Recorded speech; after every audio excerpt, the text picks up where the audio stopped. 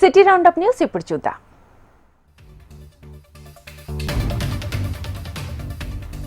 భూమి అంతరిక్షం వరకు అన్ని రంగాల్లోనూ మహిళలకు అవకాశాలు రావాలని ఆకాంక్షించారు తెలంగాణ మంత్రి సీతక్క.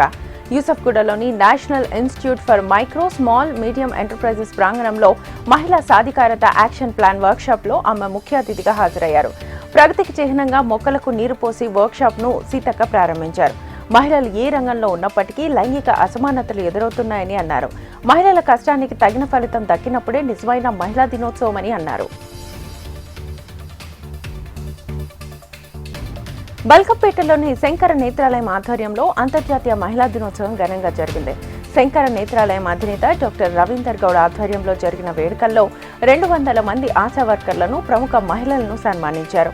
మహిళలను గౌరవించాల్సిన బాధ్యత అందరిపై ఉందన్నారు. మహిళలకు 50% రిజర్వేషన్లు అమలు చేసినప్పుడే దేశ ప్రగతి సాధ్యమన్నారు డాక్టర్ రవీందర్.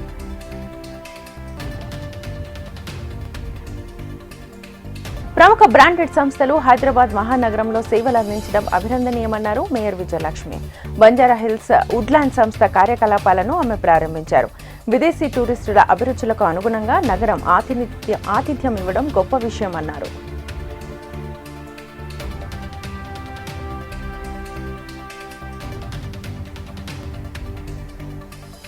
గుమగుమలాడే పలు శ్రీలంక వంటకాలతో హైదరాబాద్లోని తాన్సేన్ రెస్టారెంట్లో ఫుడ్ ఫెస్టివల్ ఏర్పాటు చేశారు. శ్రీలంకలోని అరుదైన సుగంధ ద్రవ్యాలతో తయారు చేసిన రుచులను నగర భోజన ప్రియులకు తొలిసారిగా పరిచయం చేశామన్నారు నిర్వాహకులు.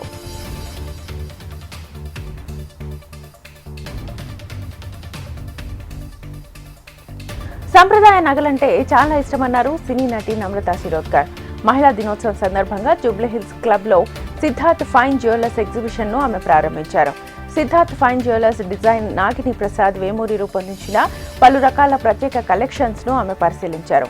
వెడ్డింగ్ కలెక్షన్స్ తో పాటు ఫెస్టివల్ కలెక్షన్ ను అందుబాటులో ఉంచినట్లుగా నిర్వాహకులు కృష్ణప్రసాద్ వేమూరి తెలిపారు. ఈ ఎగ్జిబిషన్ 2 రోజుల పాటు కొనసాగనుంది. హైదరాబాద్ తాజ్ కృష్ణలో పీఎంజే జ్యువెలర్స్ ఆధ్వర్యంలో అతిపెద్ద వెడ్డింగ్ హాఫ్ శారీ ఆభరణాల ప్రదర్శన అందరినీ ఆకట్టుకుంటోంది. ఈ నెల 9 వరకు ఈ ప్రదర్శన ఉంటుంది. 10,000కు పైగా హస్తకళ డిజైనర్ ఆభరణాలను ఇక్కడ అందుబాటులో ఉంచారు. 20,000కు పైగా పీఎంజే వారి అత్యుత్తమ హ్యాండ్ మేడ్ డిజైనర్ ఆభరణాల శ్రేణిని ప్రదర్శించారు. జాతి, కుల, మత భేదాలు లేకుండా మానవులంతా సామరస్యంగా జీవించాలనే నినాదంతో మనజ్యోతి ఆశ్రమం దేశవ్యాప్తంగా పలు సమావేశాలు నిర్వహిస్తోంది. ఈ నెల 9న బంజారాహిల్స్లోని సేవాలాల్ బంజారా భవన్లో పద్మశ్రీ అనూప్ జలోటా ఆడియో ఆల్బమ్ను విడుదల చేయనున్నట్లుగా నిర్వాహకులు తెలిపారు. తెలంగాణ బడ్జెట్లో విద్యారంగానికి అధిక నిధులు కేటాయించాలని విద్యార్థి సేన అధ్యక్షుడు శివప్రసాద్ కోరారు. విద్యార్థుల పోరాటాల ద్వారా ఏర్పడ్డ ప్రత్యేక తెలంగాణలో విద్యారంగం నిర్లక్ష్యానికి గురవుతోందని ఆయన విమర్శించారు. అవసరం లేని సంక్షేమ పథకాలు ఇస్తామని చెప్పి అధికారంలోకి వస్తున్నారని మండిపడ్డారు. ఉస్మానియా విశ్వవిద్యాలయంతో పాటు తెలంగాణలోని అన్ని యూనివర్సిటీలు నిర్లక్ష్యానికి గురవుతున్నాయని అన్నారు. Hyderabad open tennis association Jubilee Hills international centre సంయుక్త ఆధ్వర్యంలో 21వ జాతీయ స్థాయి open tennis championship, national championship పోటీలు జూబ్లీహిల్స్ క్లబ్లో ప్రారంభమయ్యాయి. నగర పోలీస్ కమిషనర్ సివి ఆనంద్ ఈ టోర్నమెంట్ను ప్రారంభించారు. దేశంలోని పలు ప్రాంతాలకు చెందిన 336 మంది క్రీడాకారులు ఈ పోటీలో పాల్గొనున్నారు. హైదరాబాద్లో టెన్నిస్ క్రీడాకారులను ప్రోత్సహించేందుకు 21 ఏళ్ల క్రితం హైదరాబాద్ ఓపెన్ టెన్నిస్ అసోసియేషన్ ప్రారంభించామన్నారు సివి ఆనంద్.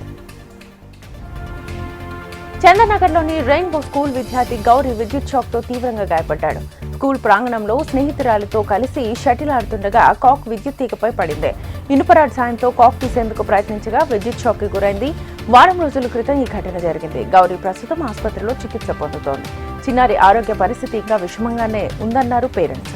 స్కూల్ యాజమాన్యం ఏమాత్రం స్పందించడం లేదని చిన్నారి తల్లి ఆవేదన చెందుతున్నారు. రాజేంద్రనగర్లో భూ కబ్జాకు పాల్పడ్డ 7 నిందితులను పోలీసులు అరెస్ట్ చేశారు. బండ్లగూడ పద్మశ్రీ హిల్స్ లో 4 కోట్ల రూపాయలు విలువ చేసే 600 గజాల స్థలం కబ్జాకు ఈ ముఠా కుట్ర పన్నిందని పోలీసులు చెబుతున్నారు. భూ యజమానికి తెలియకుండా నిందితులు నకిలీ పత్రాలు క్రియేట్ చేశారని చెప్పారు. హైదరాబాద్ వరంగల్ ప్రధాన రహదారిపై నాంపల్లి వద్ద భారీ క్రేన్ బోల్తా పడింది. యూటర్న్ చేస్తుండగా క్రేన్ అదుపు తప్పినట్లుగా తెలుస్తోంది. డ్రైవర్కు స్వల్ప గాయాలయ్యాయి. మరో క్రేన్ సాయంతో ప్రమాదానికి గురైన క్రేన్ను అక్కడి నుంచి తొలగించారు. మహిళలు యూరిన్ సమయంలో ఎదుర్కొనే ఇబ్బందులకు చెక్ పెట్టేందుకు పెల్విస్ అనే పరికరాన్ని జేఎన్టీయూ విద్యార్థులు కనుగొన్నారు.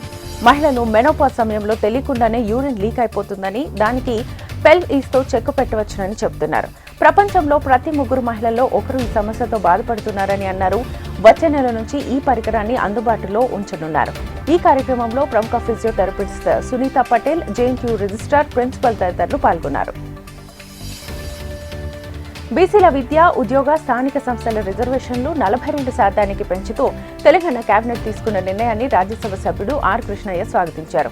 రిజర్వేషన్లు అమలయ్యే వరకు కట్టుదిట్టమైన చర్యలు తీసుకోవాలని ఆయన కోరారు. జనాభా లెక్కల విషయంలో ప్రభుత్వం ఇంతవరకు సరైన స్టాండ్ తీసుకోలేదన్నారు. లోపభూయిష్టమైన విధానాలు అవలంబించిందని ఆరోపించారు.